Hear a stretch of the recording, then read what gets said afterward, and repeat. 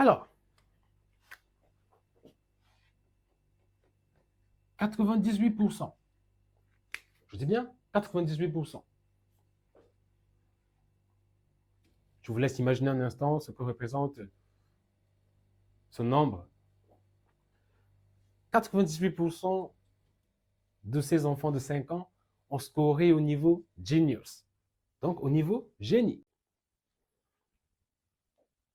Que se passe-t-il, à votre avis? On a désormais 30%.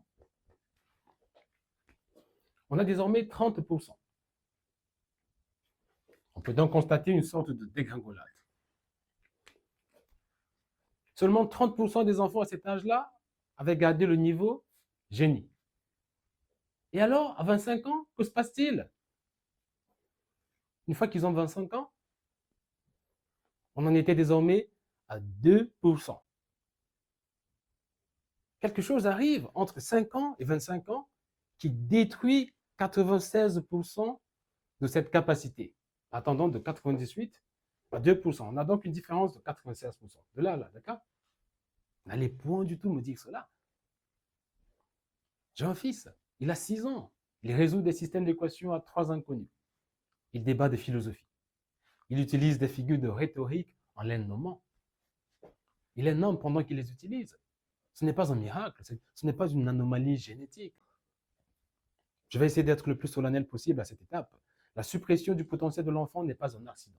Ce n'est pas une erreur de système, ce n'est pas une négligence collective, ce n'est pas un manque de moyens, ou encore moins un manque de connaissances. Point du tout. Il n'en est absolument rien. C'est une architecture délibérée, construite, avec des objectifs précis, avec des hommes précis, des hommes et des femmes précis, à une époque précise. Et Frédéric le Grand s'est dit, il faut régler ce problème à la racine. Il faut régler ce problème à la racine. Et quand je dis régler le problème à la racine, il s'est dit, on ne va pas aller punir des soldats qui sont déjà, pour la plupart d'entre eux, des adultes. On ne va pas les punir. La Prusse a créé le premier système d'éducation obligatoire au monde. Le premier système d'éducation obligatoire au monde.